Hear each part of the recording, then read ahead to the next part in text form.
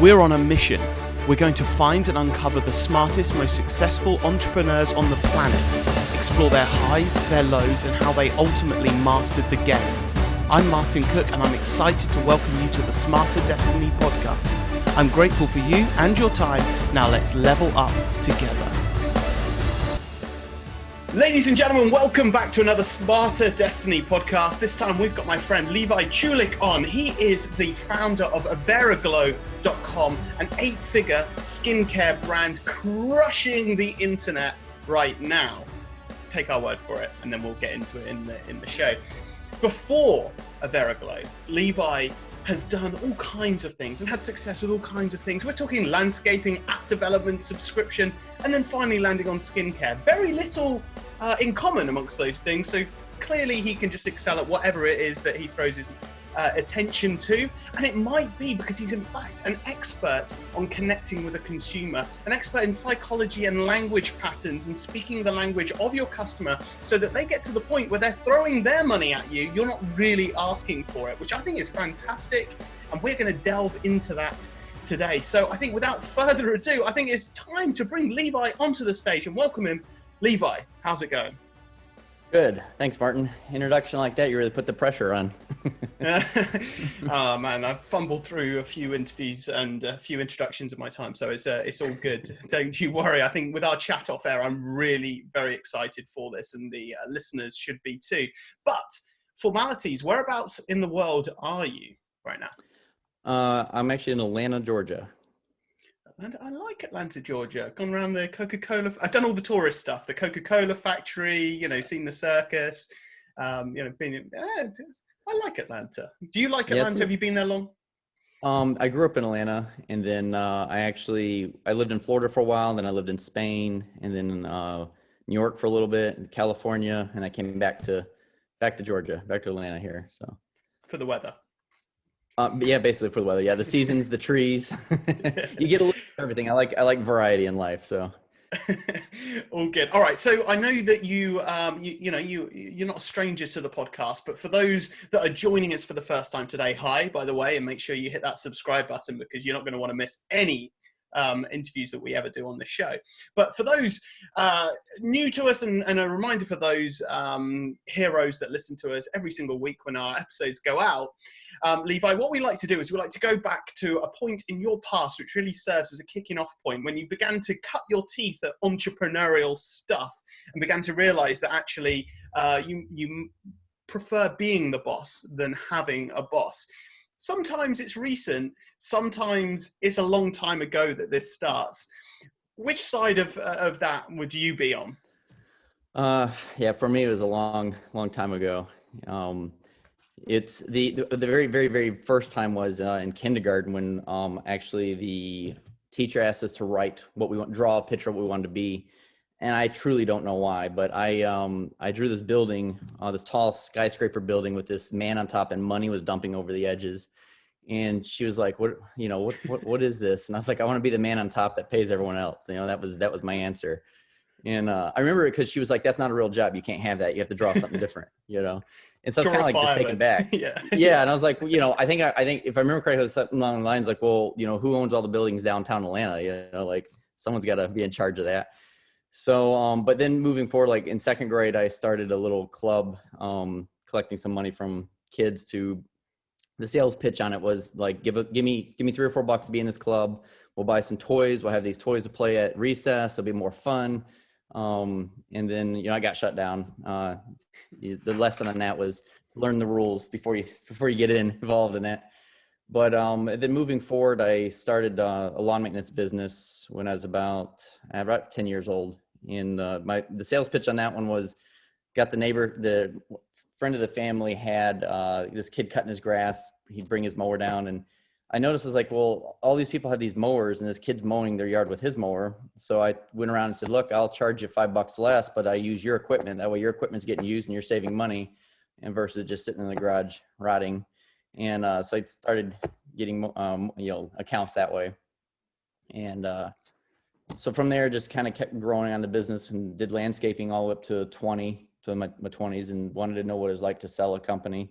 So I sold that business, messed around with different odds and end things. I mean, smoking shot glasses and just trying to figure out, what I wanted to do next, and ended up buying the business back right before the recession, built it back up again through the recession, and then sold it and went into app development, see what that was like, and tried that for a while, built up a couple different portfolios, sold those off, and then got into a monthly subscription service and did that for a little bit to learn shipping and everything. And then finally ended up in the skincare industry. And so so far, this has been the one that I've really enjoyed the most growing. So I see myself here. So touching upon the subscription business, was that subscription like app subscription, or was that a physical product thing? Like what were you selling? So at the time I was living in Celebration, Florida, which is right next to Disney World. And I saw that these people would come down to Disney World and they were just fanatics over the souvenirs, the cookies. I mean, there's a cult following on Disney's souvenirs and their cookies and all that.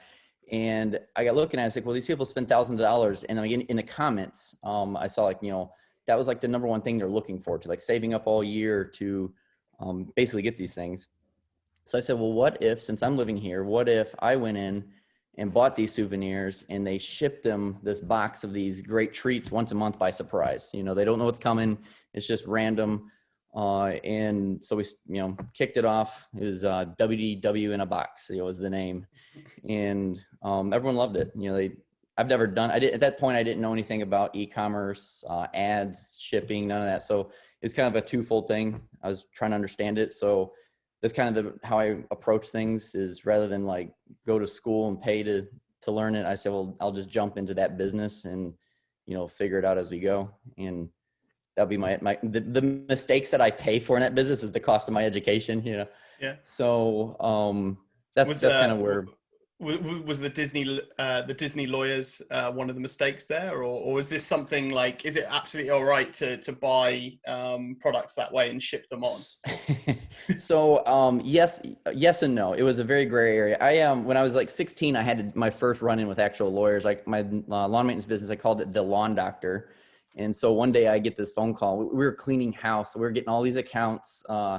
And I knew there was something up because there was a disconnect when I'd call up. They'd be like, I want Levi as my service tech, for the property. I'm like, I'm the only guy here, so I don't know what you're talking about. Come to find out, I get a phone call from Lawn Doctor up in like New Jersey. So they're attorneys, and they're like, there's trademark issues. We own the name.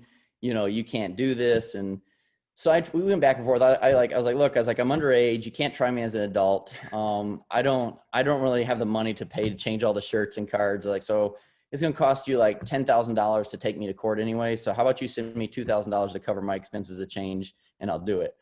And the guy like laughed at me. I mean, in a way, in a good way. He laughed, and he's like, kid, he's like, you're going to go far. He's like, I've never had anyone try to negotiate a trademark deal. I mean, he's like, if I could, I'd send you the money. He's like, but I'd lose my job over it. So he gave me like 90 days instead of like the 30 days they normally do, whatever.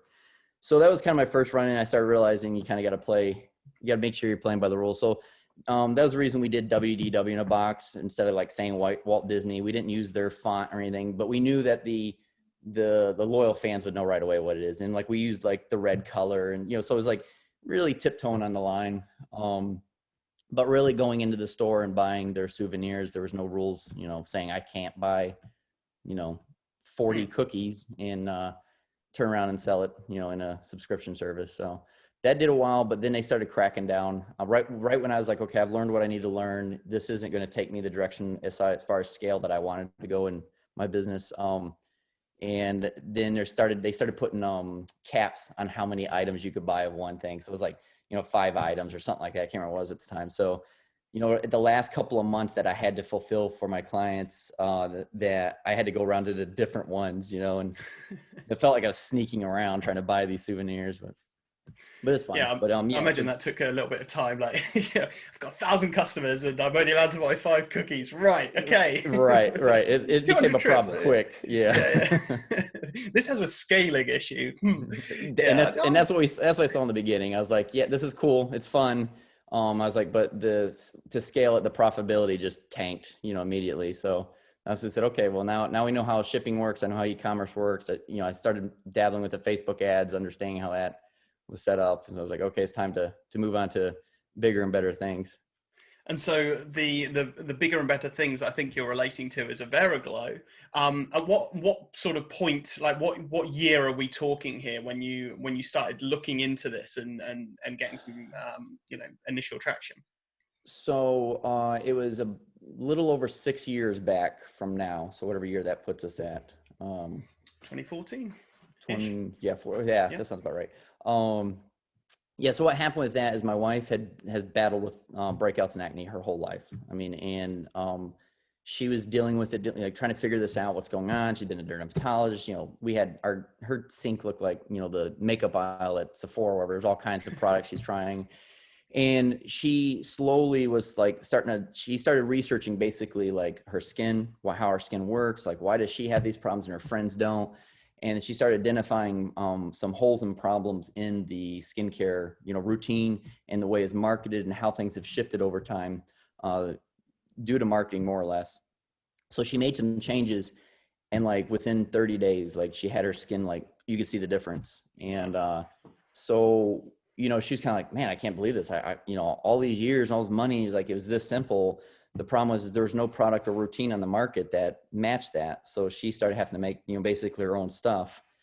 And at the time when I was ready to move on to bigger and better things, like I was always getting calls from my friends and different connections. They were like, hey, I got this business. I'm trying to scale. I need to connect with my clients and, can you help me? And I'm doing it for free because I just enjoy it. And finally I was like, I was like, maybe I should like go into business consulting, should I get paid for this stuff? And I was going down that direction. And she started, building out this more or less like, hey, this is the routine, what it needs to look like. And after she got her skin fully cleared up, she goes, hey, this is something. She's like, this is a big problem in people's lives. She goes, can you help me do the customer research side of it? And that's something like, as far as like, you kind of touched on in the intro, as far as like the language to use, what our demographic is, the consumer. So I started researching this, and it blew my mind. Like the comments, like these girls were going through, and the language they were using, and the comment that I literally said, I'm stopping working towards consulting, and I said, like, I'm all in on this. I want to do this. I want to help. There was a girl that left a comment on this thread in Reddit, and she goes through this, like pours her heart out, like of like how her life's been ruined and how it's affected so many opportunities in her life, from boyfriends to jobs because of her bad skin, and what she's trying. She's at her wit's end, and her final closing statement was, I would sell my soul to the devil for the first person that can fix this problem. And like when you read it, you could feel the emotion in this thread. And I looked at my wife Camille, and I said, have you ever felt this way? Like, I mean, is it really affected, like your confidence in who you are as a person at this level? And she's like, oh yeah. She's like, all the time. She's like, I've thought this many a times. And so it really struck a chord with me. And I was like, this is a major problem that these girls feel like they're hopeless. They have no answer to. So that's when I was like, okay, I'm in. We're going to do this. So we spent almost a year researching. I mean, because I didn't know nothing about this point I did skincare, so we researched the demographic, the girls, their problems, the pain points, their hopes and dreams, and then even down to the product itself, like the ingredients, how this affects everything. Created this full system, and then we gave it out to a couple of friends, and they came back and they were like, oh my God, I've never had results like this. So then we knew, like, okay, this is something big. And so then we started an Instagram page, and started getting sales literally just off my wife's really big in this. I mean, I'm as well, but the aesthetics and the experience. And that was one of the language patterns we noticed, that girls they felt like they were being left out because, your typical acne or breakout prone skincare, either if they want natural, it looks like it's in a brown paper bag, very tree huggerish, or it's very, scientific looking, white plain bottle. But these other skincare products that, if you didn't have any of these concerns, were always pretty packaged and look nice. And so these girls are like, it's bad enough that I'm dealing with this skincare product, but I'm embarrassed to have this stuff even out on my counter, because it just screams I have an issue for anyone that walks by. So we took all that in consideration, mapped out what our bottles and our products look like, And the idea behind it is that, we're not only just going to fix a problem, but we're going to make you feel good while we're fixing that problem. And just, that. it's all about the self-confidence boost. I love that, and the attention to detail there, and it makes complete sense. And we actually had the founder of Body Rock TV, who is a massive YouTube subscription workout channel, and they started doing their own products. And he said something similar, that like most of the people who they're serving are like working out from home, and most of the equipment that they use is ugly as fuck, and most people don't have a dedicated like dumbbell cupboard, right? or whatever to put their stuff in. And so they saw that gap and thought, well, actually maybe the exercise equipment could be a part of like an ornament, like a part of the room, actually could look beautiful, so that when it's in the corner, it's like, yeah, I work out and I've got style, right? For people walking by, it becomes like a fashion accessory. And I can see this being a similar thing. You don't want to put that bottle like right at the back of the bathroom cabinet, hidden away, like it's like a guilty secret or something, a secret rather you're guilty about. It's actually something that you can be like, yeah, look at this. It's really stylish, and it doesn't look like a scary medical thing. But inside that bottle is pure miracle juice, for want of a better expression. Yeah. So, well, let's delve into that, because you said, like, very, very quickly, right? You did some research. You mentioned Reddit. You were trying to figure out the hopes and desires and aspirations and dreams and fears and so on. How do you do that? Like, if you could break down your process for beginning to connect with the consumer and understand them better, like what's your process? So the first way I do it, like when I'm trying to teach like a colleague our system and how to do this, is that I ask them, how many languages do you speak? And there's the joke that goes, if you're bilingual, if you speak 2 languages, they call you bilingual. If you speak 3 languages, they call you trilingual. So what do they call you if you speak 1 language? American. So it's like, and we say like, but the thing about it is everyone looks at language as very very simplistic. Like there's German, there's Spanish, there's English, and yeah, there might be different dialogues within those those tiers of whatever that language is. But the truth of the matter is that language is a much more complex like art than just saying, hey, you speak English, I speak English, we're good. The language actually starts getting more complex based on, what you're talking about and the demographic. It all affects the style of language. So, for example, I could sit here and say, Martin, you have a 3/4 inch water meter here. We're gonna need to put a pressure regulator on it and drop that down to, or drop, size it up to a 1 inch schedule 40 PVC pipe. And then we're gonna go to a class 200. I'm speaking English, but I doubt you have a clue what I'm saying. In fact, I was getting worried when you started with the 3/4 inch thing. I was like, where's this going? So that's, that's one of those things that people are like, well, I speak English, you speak English, you just understand what I'm saying. And that's not the case. So if you said, well, I speak English and I'm an irrigation professional, then what I just said, you'd known right away, and we'd be speaking our own language right there. And we'd connect quickly just over knowing that. You could identify that I'm also an irrigation professional simply by the language I'm using. So it works the same way for anything else in any business, any given business. So when you're looking for like pain points, prime example is people go in and say, well, we did research and we asked 50 females what's the biggest thing they don't like about their skincare routine. And you'll get very, very generic, basic answers back. It'll be like, oh, I wish, my cream lasted longer, or something just, high level.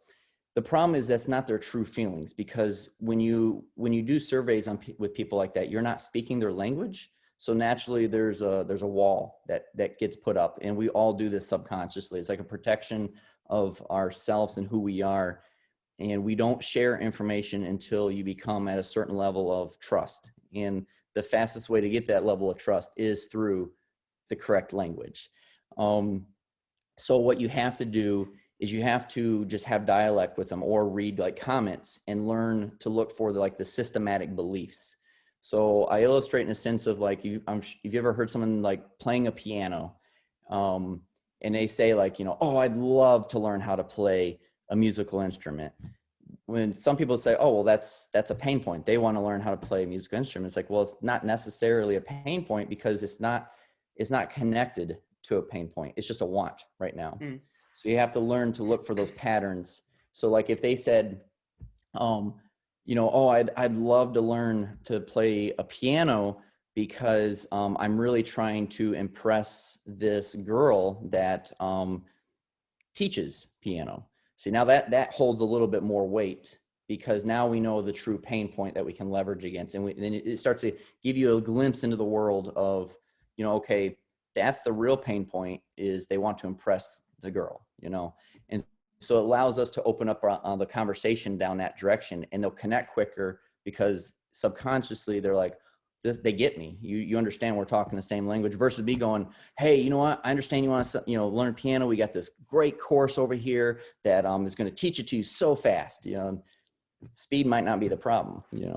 So from a practitioner point of view, where are your go-to locations? What is your process? So you said read the comments and look to connect the dots because they don't want to just play the piano. They actually want to impress the girl that plays the piano. Like, where are you geeking out and getting in the weeds to learn this stuff? It depends at what level that either the business or the product or your community is at, because that also affects the trust level and the language that you're getting back. But let's say if you're asking like from a brand new product launch, sure. Let's say I'm making let's say I'm going to make a cream for dog paws or something like that. I would go to Amazon and I pull up, first off, like, is there anything out there that makes this? Then I start with the reviews, 5, 3-star, 1-star. And again, I'm not looking for the exact language, the exact words, but what I do is I'll copy and paste over into another sheet, and I look for the patterns within that show the desires, the wants, and that. From there, sometimes I'll go over to Reddit, and then I'll take some of those words that I pulled directly out of the reviews, searching in the actual group for that. And then you find rabbit holes in there of just conversation. And from there, a lot of times I'll find other products that they're talking about or they're recommending. And they'll say, well, I like this product better because X, Y, Z, So you're starting to get a little bit more of that true behind the curtain type talk of what they really like, what they really don't like, what they really want. I say secret desires. I know there's no secret desires on dog palm, but it's just really understanding what their true motive of what they're after is about. Nice. And so, going back to Averr Aglow, did you just hit it right out of the park straight away because your wife was going through this, or did you begin to find there's like subsects, if you like, of audience, like subsections of your audience that maybe they would benefit from your product, but their story is different to perhaps your wife's story? Oh, totally. Yeah. So there's not only that, but there's like understanding the beliefs through the different purchasing cycles. And so that's where it starts getting very important to hone in like on your demographic and age period. Because in general, it's about 10 years. So the language of a 30-year-old and a 40-year-old is going to be very similar versus an 18-year-old to a 50-year-old. An 18-year-old's language is going to be completely different on the exact same subject than a 50-year-old. So you have to narrow it in and say, okay, this, that's what we basically research and build out around a 10-year age group, 30 to 40 years old. We go, okay, this is the pain points you're talking about. This is their desires. This is the obstacles that are in their way to get to their dreams. And this is the story they're telling themselves why they can't have those things. Now, within the stories, there's a separate category. So you can start chunking this down, and each time you chunk it down, the language will shift, and the product can even shift to solve more directly that consumer's need for what they're wanting.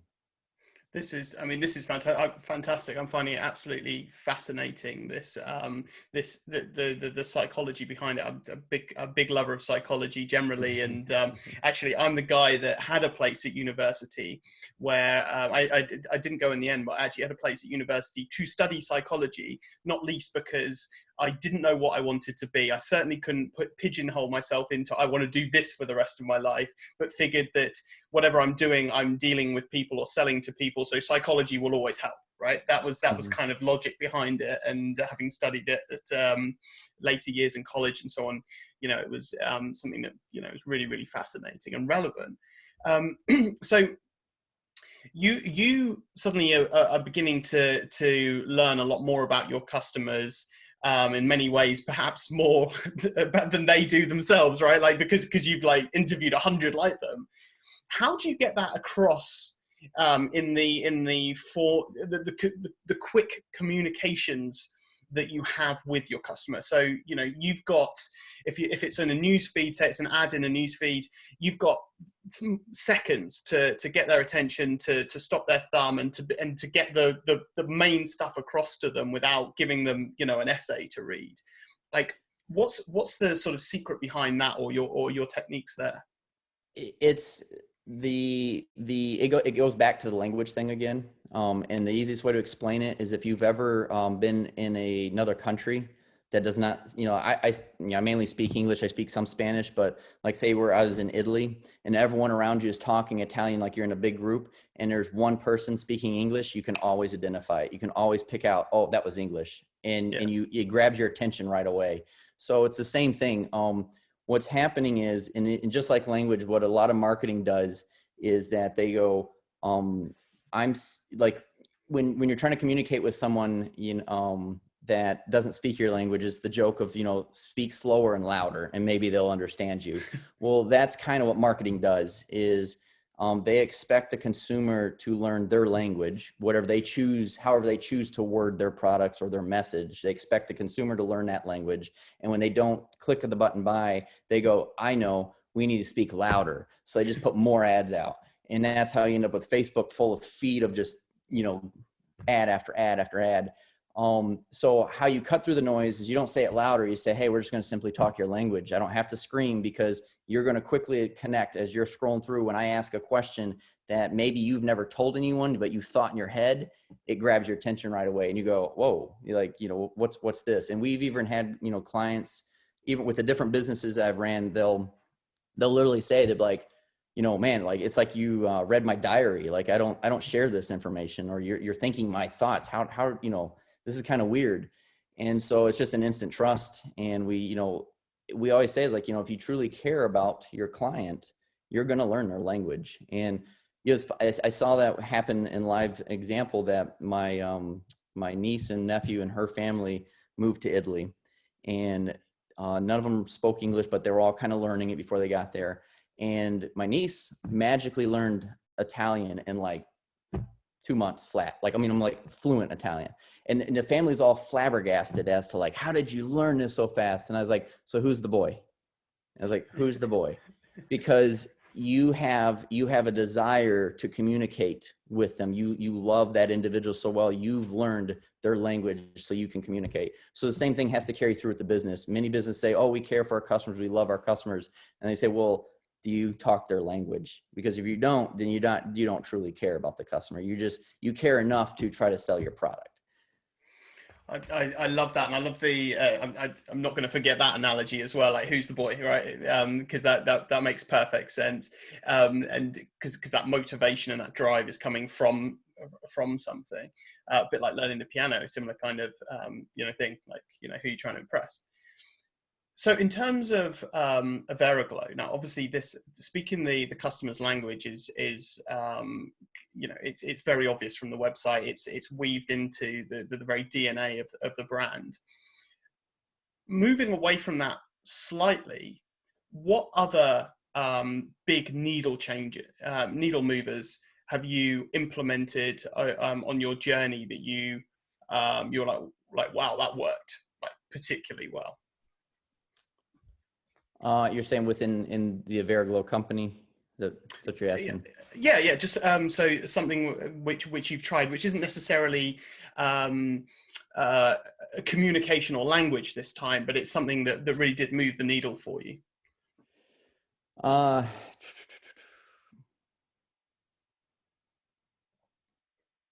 I'm trying to think here. I mean, we've spent the last 2 years. This past year we've had a little over 500% growth, and it's been I want to say that we've tried this, but honestly I know it's not that sexy to say like, well, honestly we literally just focused on speaking our customers' language to the level of like the product, what the product colors are, what the products look like, our ads, even down to our demographic, our influencers of who we reach out to, ambassador programs. We have seen where we got distracted by shiny objects sometimes, by decisions that got made that weren't in value or did not line back up with our customers' language. And we instantly identify it, because it's like we start having these conversations of, the competition, whoa, wait a minute, what are we doing wrong here? And we realize that we kind of got a little off track of that. So to say what is the biggest needle movers, like I'm not a tactic type person, because tactics are very short-lived and they're very easily duplicated. I look at what is the principle behind it, and then what's the hardest path to take and execute on it. The hardest work first, because the hardest, when you focus on doing the impossible first, then it's all downhill past that. The hardest thing about doing the impossible is just figuring it out. So many people want to follow everyone else's success patterns, and then they're saying the same thing. They'll tell you how hard it is to break into a certain industry. Like skincare. I mean, you got the giants, L'Oreal, Estee Lauder. I mean, they can outspend us by billions of dollars if they wanted to. But you have to say, okay, I'm doing the impossible. We've set up a system that most people say like, well, that's ridiculous. You'd spend all that time digging and researching just one language. That's a big risk, where you could just pull some reports for a couple $1,000s from some third-party companies, get the answers you want, and move on. But that's the difference, is that you focus on the more strategic and not the tactical, and look for the impossible. I tell everyone in the company, like, Wright brothers is a prime example. Before them, everyone said it's impossible to fly. Well, now we got planes all over the sky, but no one's sitting here saying like, we don't know who the fifth person to make a plane was. The person that made the fifth plane probably flew farther, faster, and better than the Wright's first plane, but no one cares, so it's a competition now. But if someone figures out a way to do teleportation, I assure you we're going to know their name, but yeah. They could spend all this time building the fastest jet, and they'll make the news for maybe a week or two, but that's it, So that's how business and marketing works the same way, is that everyone's looking for that quick shiny object. What's that one little thing? If I really had to pinpoint it down to one thing, I'd just say, make a list of all the things that your industry says it's impossible to do, and start there. Break the pattern to one of those. Love that. Okay, so not to be dissuade from the line of questioning, can you give one more example of an impossible that you overcame?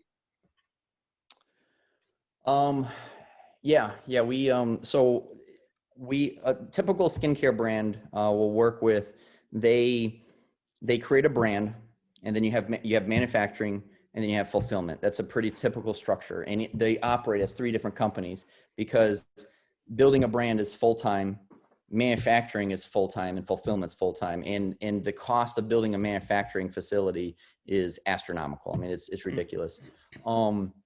I don't have any experience. I've never ran a manufacturing facility. I've never done batching. I'm not a chemist. I learned chemist through Google chemistry. Actually, when I started, I had quite a few chemists that I reached out to pay to consult. And the moment I told them, I said, I want an all natural product, they were like, no, I'm not going to take your money. And that's literally what they said. It's impossible. And they like, take my word for it.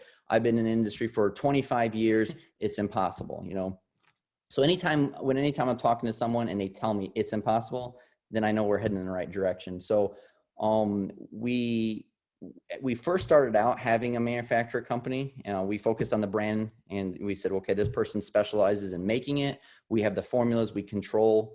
And one, they couldn't scale at the rate that we were needing it scaled at. And two, there's always that question of quality. Because like if they get in a pinch, did they take a shortcut? We have no way of knowing. So I made the decision to go in-house with all three aspects of it and create systems for the brand, manufacturing, and fulfillment. And that was an impossible challenge to me, because I mean, when I first sat down, my wife and I talked about it, I said, we have to go in-house. We have to make this ourselves so we can control it. And the same thing, I reached out to some people and I was like, hey, I need to build out a skincare manufacturing plant. And they're like, okay, cool. Who's your investors? And I was like, I don't have any investors. I need this done bootstrapped. And they said, impossible. I was like, all right, we're on the right track now, So, we built it out, and, this year, currently right now, we're building out over 120,000 square foot facility for manufacturing.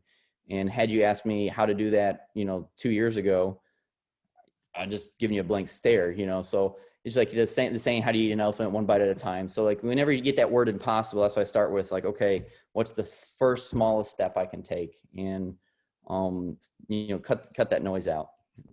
Love that. Following the impossible, I think is a fantastic way to go. And I think, dozens of examples in my own life, like springing to mind, where someone's like, "Oh, it can't be done," and you're like, "You're not the person I want to talk to," because "can't" isn't a word that you should be going. So I love that, and hats off to you for taking the impossible road and knocking down those obstacles that other people aren't willing to touch. And so before we move into the second section of the podcast episode, where can people learn a little bit more about you and your brand? Averraglow.com. That's, and then we have an Instagram, that's Averr Aglow. But there, there's the about on us. It covers more or less the Camille's story, because she's the hero of the brand. She started the company. This is, if she's just as passionately behind it as I am. She's the CEO. It's making, a lot, the main executive decisions. And that's why I say as the CEO, I'm building on operations and tackling, all the things that people say is impossible to accomplish. So that's that'd be the best way to start. Amazing. So Averr Aglow, AverrAglow.com, or at, if you're socializing. All right. Okay. So at this point in the show, we like to mix it up. We go into the rapid fire question round. I ask the questions quickly. You can dawdle with your answers. You can take a little bit more time, but that is the next section. Are you up for that? Sure. Sounds good. Are you 2 thumbs up? At least I am. We'll see at the end of this if I was up for it. Are you 2 thumbs up for that? There they are. There's the thumbs. All right. Okay. Question 1. If you ever had to start again, how would you make your money? Start over from scratch. I would start in the product industry. I started in the service industry, but I definitely start back in the product industry. I have a lot more fun in the product industry. And what would you focus on in the product industry? What would you build? I would go into the pet industry. It was not the only, but one of the very few industries that did not dip through the recession. They continued to climb. So that, that says a lot. People put their pets pretty high priority. Yeah. What's the most common or biggest mistake that you see leaders making? The story that they tell themselves. The language, again, going back to that, the words that they use to describe themselves, and the story that they'll tell as to what they want and where they're at. There's always a direct connection. Whenever I'm talking to someone, everyone has wants and where they want to be, but then you'll hear the story why they're not there yet. And I tell them the fastest way to get where you want and to change your life is to change the story about it.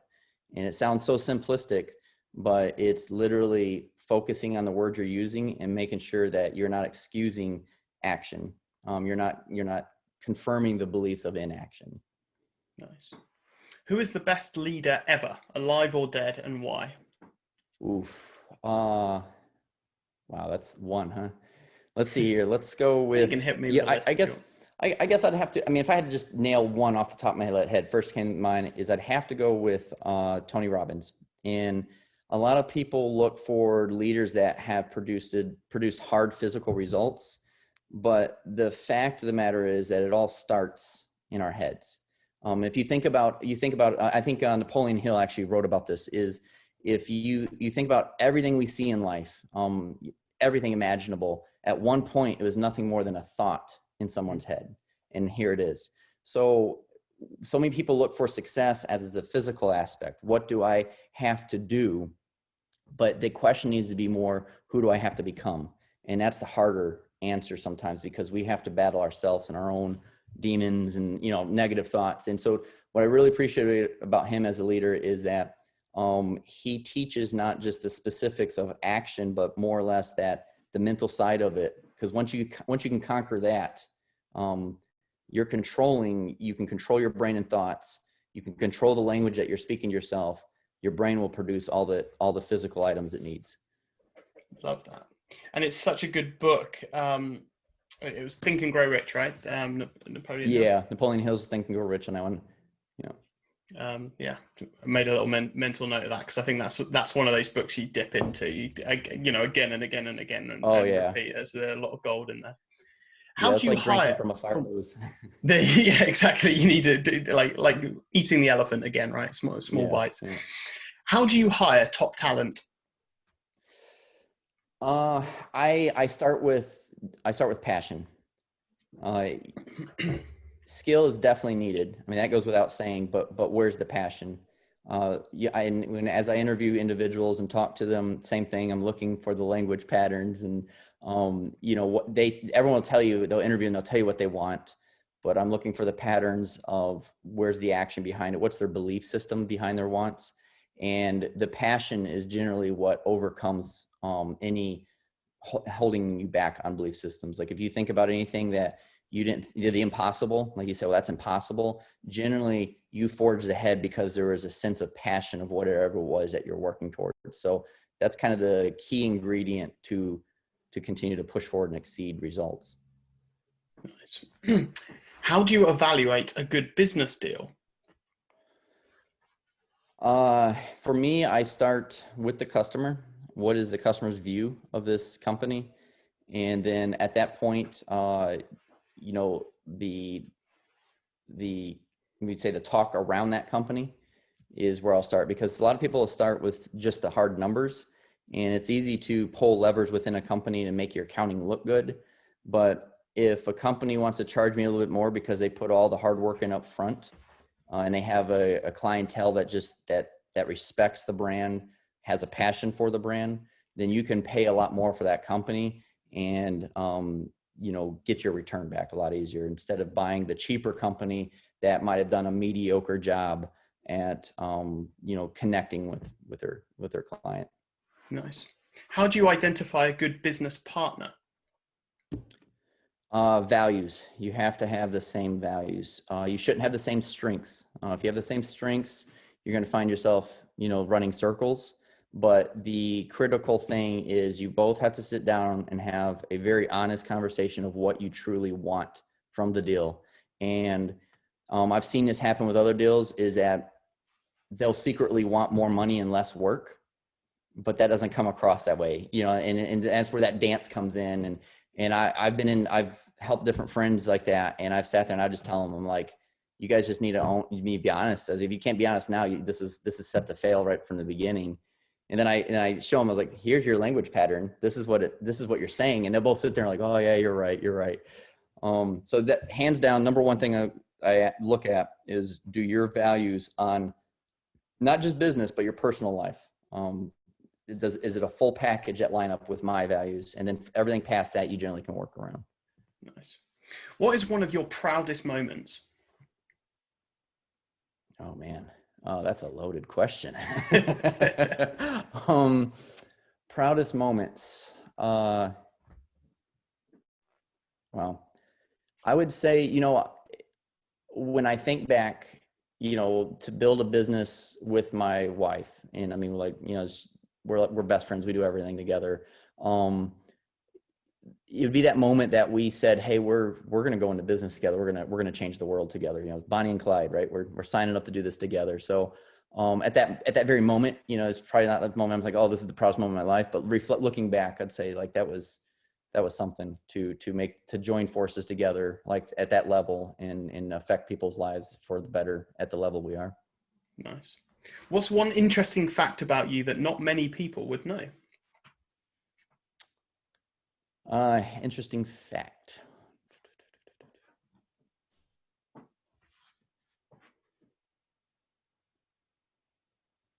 I like competition shooting. Most people don't see that. They like, you shoot guns. I'm like, yeah. I like target, competition target practicing that. Nice. What is that like clay pigeon shoot type stuff, or is that Yeah. evolved? I don't know if that the industry's changed since like my dad did it, right? Which is my only experience. Yeah. So sporting clays, I love sporting clays. I do, well, before COVID, I was, do a yearly competition with that and just get together with friends. I mean, I'm competitive, but I'm not competitive. I'm always about having a good time, and I'm the guy on the golf course that like never keeps track of, the ball. Cause this is more or less like, like I frustration comes from work. Let's not be when I'm not having fun, let's just play. But, I like that competitive, like, joking around with each other. And that's what I do with that. What daily routines do you have, whether it's morning or evening, that have helped make you successful? So the routine that I do is I get up in the morning and I will exercise. I have a exercise system that I use here at the house. And then generally, I have a biocharger. I'm not sure if you know what that is, but that was a rabbit hole. I don't know if I should open that door, right? It said bio in it. I feel like I might be interested in this. Yeah, so the premises behind it is everything in the world has an energy frequency, right? Our body's everything. And so that this takes that energy frequency and you can dial in what those frequencies are for different things. So the best one I've illustrated my friends, because it's kind of like sci-fi, and people are kind of like, I don't know, does it really work? Can you tell? So the best example is one of my friends was very like, he's joking around like, there's no way that you are always into some crap. You believe this stuff, And we went out, had a good time one night, and we woke up the next morning and we were both feeling it from drinking. And so I was like, look, man, I was like, there's a formula on here for hangover. I was like, I'm going to go sit in front of the biocharger and knock this out. Do you want to? And he's like, yeah, whatever. I'll sit here, And he became a believer. Now he tells everyone, he's like, it's the most amazing thing. So I exercise. I'll sit in front of that. And generally while I'm sitting there, the sessions will go anywhere from 15 to 30 minutes, and I'll read, whether it's a business book, finance book, something like that. Just kind of some downtime to, in a weird way, I charge by reading business and finance books. Like when we go on vacation, that's what I go to the bookstore, and I'm like getting all excited that I'm going on vacation. I got time to just focus on this business book. And my wife's always like, like you need to like find some like murder mystery or something something fun to read. And I was like, this is fun, Yeah, it's an entrepreneur's vacation. It's very different, but equally charging. And so if people like myself want to learn more about biochargers, where would you recommend starting that journey? Biocharger.com. You have to schedule a session to talk to them, because it's pretty in depth. It's not just like a gadget off the internet. And you can schedule a consultation, and then, they'll go through the details of how this actually works. And, actually, even when it gets shipped to you, you have to do a live consultation. They got it set up where it won't even turn on until you like, all right, I understand how this thing runs, So biocharger.com is where I'd start. Nice. Where are we? What book or books changed your mindset or life? Awaken the Giant Within. That's the first one comes to mind. And then when I was younger, actually, Rich Dad Poor Dad. I was probably about, I think, 14 or so when I read that book, and it really I remember like reading it and just kind of changed my perspective of the world. Nice. What's the most exciting question you spend your time thinking about? how to accomplish the impossible. Cause I love whatever that impossible thing might be, you know, I love it when it's done. Someone making a smoothie in the background there or something. Yeah, sorry about that. What advice would you give your younger self?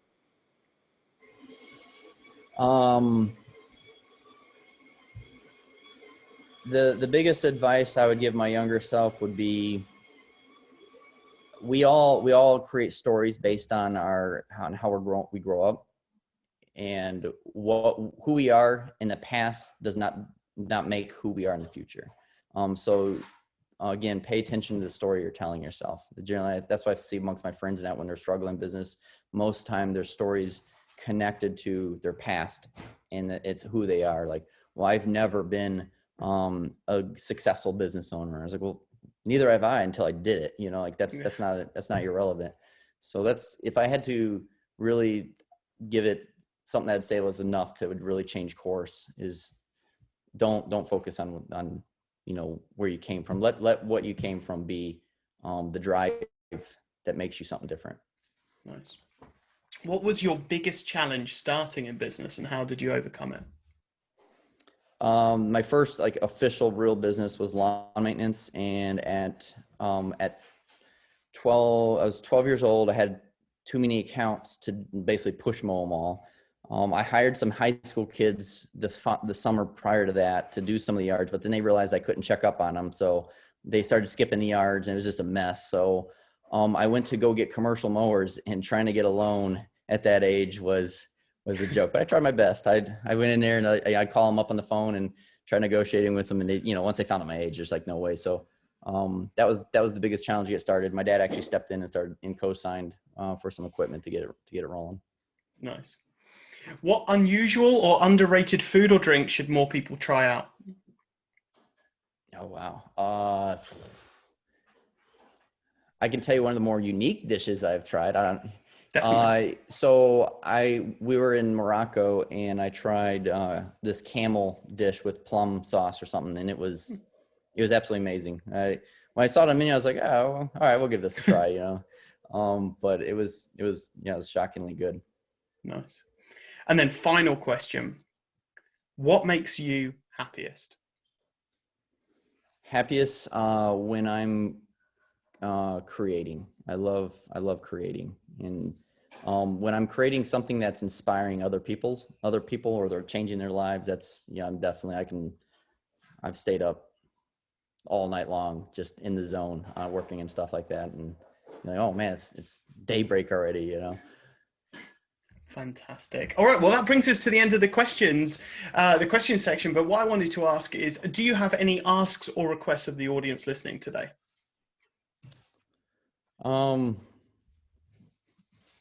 No, I mean, I know, as we talk about, most people that, I've listened to different business podcasts, and I know you're trying to find some type of value, from it that could change your life. And, while I hope, I'm hoping I gave enough value out that someone can take this information and grow from it and exceed. But, the one thing I tell everyone I talk to and work with is, like, it's easy to say, change your story, it changes your life, but truly ponder and meditate on that. And what I say is take where you want to be and where you're at, and write down on paper. Don't just think about it, but write it down on paper, the story as to why you're not there right now.